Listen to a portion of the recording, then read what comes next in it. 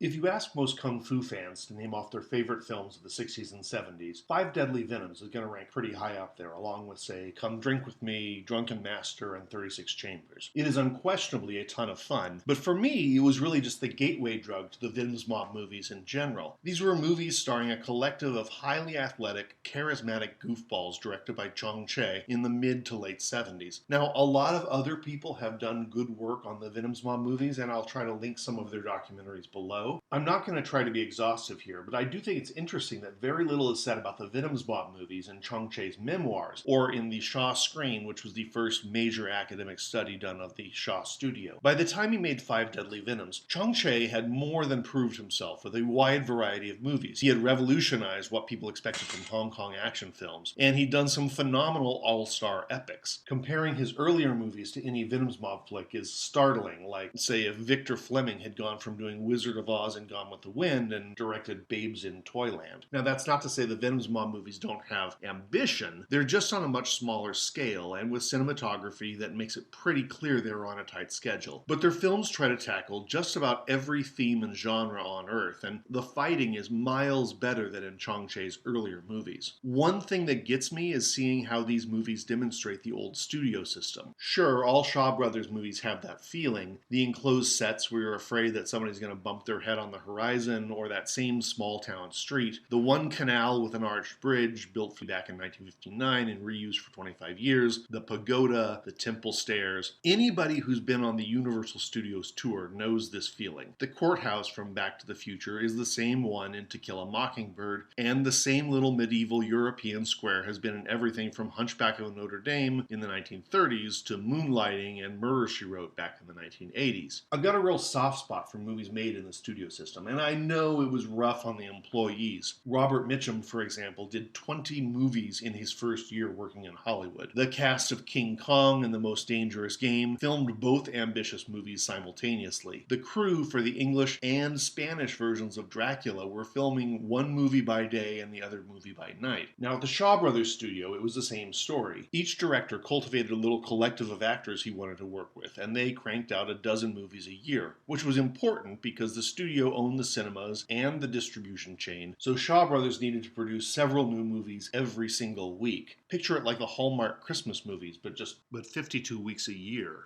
And at the Shaws, a lot of actors didn't even speak the same language or dialect, so they would just act in their own language, and the whole thing would get overdubbed into Mandarin and English in a special movie barn they built for the overworked translation crew. All of this was a tough gig. You can easily understand why female stars only made a handful of movies before marrying out or switching careers. Lily Ho going into fashion, or Mary Jean Reimer becoming a lawyer. The fortitude of people like Ku Feng, Philip Kwok, or most famously Jackie Chan slogging it out through hundreds of physically demanding films makes my life as a desk jockey seem real cushy. Kara Hui once said that she stopped doing kung fu in movies when she had torn the ligaments in her thighs one too many times.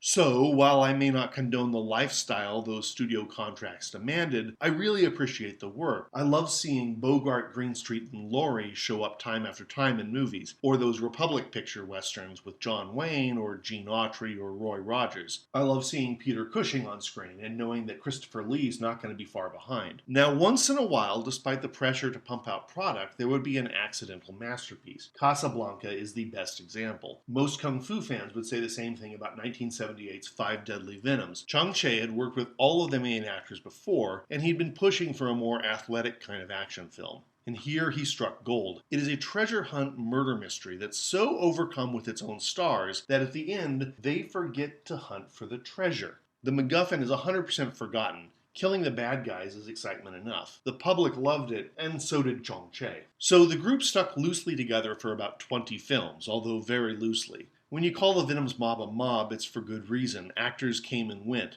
Of the 5 Venoms, Snake rarely appeared ever again. You can kind of say it's a Venoms movie when 3 of the original 6 actors show up and Chong Che is behind the camera. The definition is fluid. It's like trying to say what makes a Wu-Tang album. Is Capadonna a true Wu member, and when? Why are we so sure a Meth and Red collaboration is not Wu? Can you have a full Wu album after ODB passed away? Definitions are hard. But this was one of the charms of the Shaw Brothers studio. Each director had a stable of actors actors and crew whom he could rely on. And they would crank out a dozen movies a year. It's as comfy as an old blanket, and so are the plots. On the one hand, Venom's movies span all sorts of genres. There's murder mysteries, Republic-era spy films, Shaolin punch fests, commentaries on the Hong Kong refugee crisis, adaptations of recent and classic wuxia novels, comic book fantasies, a movie about Marco Polo of all things, and whatever Heaven and Hell was. Probably I need to do a review of that one on its own later. On the other hand, all of the Venoms movies are westerns. Here's the basic plot. There's a nowhere town ruled over by a petty local warlord. A drifter or drifters wander in, and they make friends among the local misfits who share their code of honor and their fighting skills. Somebody gets double-crossed. Lo Meng is probably killed, and then there's mass violence, and the heroes fight their way up to the big bad for the last big showdown. Once evil is punished, bang, it is over. Another Shaw production. The legality and aftermath of vengeance doesn't really matter, because law is what you make it out here. Now, if that doesn't sound like Shane, or Liberty Valance, or The Wild Bunch, or Fistful of Dollars, I don't know what does. Chung Che was a big fan of Sergio Leone and Sam Peckinpah, and boy does that show. The Venoms films let him indulge in hyperviolence far more than he ever did with David Chiang and T. Lung. Disembowelment, heads crushed in vices, limbs chopped off, brains stabbed through the nostrils, men chopped in half. Most of this gore is goofy enough to be met with a smile, but the Venoms movies did make it to the USA with R ratings. In almost every case, there are two last men standing. Philip Kwok, aka the Lizard, and Chiang Shung, aka the Student. While all the Venoms were charming, spectacular athletes and highly skilled with weapons, these two had arguably the most successful movie careers of the bunch. Chiang Shung was the group's acrobat and a skilled comic. He was taken under Chung Che's wing as assistant director and went on to a successful career behind the camera. He did come to a tragic end, which I'm not going to go into. But Philip Kwok, birth name Kuo Choi, kept on rocking it for decades in cinema. In the Venoms movies, he is the lantern-jawed hero, but in wuxia adaptations, he sometimes plays a manic clown. In John Woo's Hard Boiled, he was the super cool assassin Mad Dog, and he even got to be a James Bond villain for about 3 seconds. That was it. That was his whole role.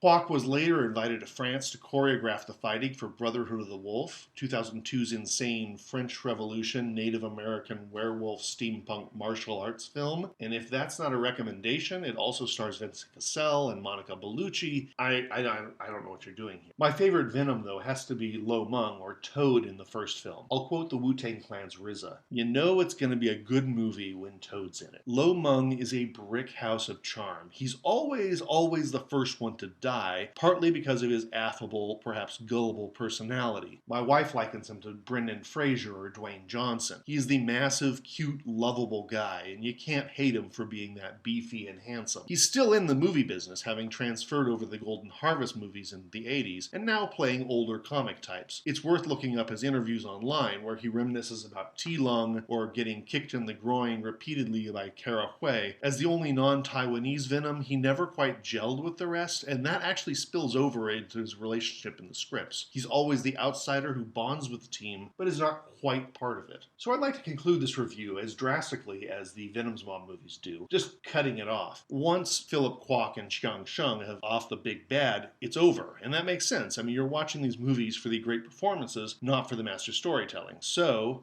another Shaw production.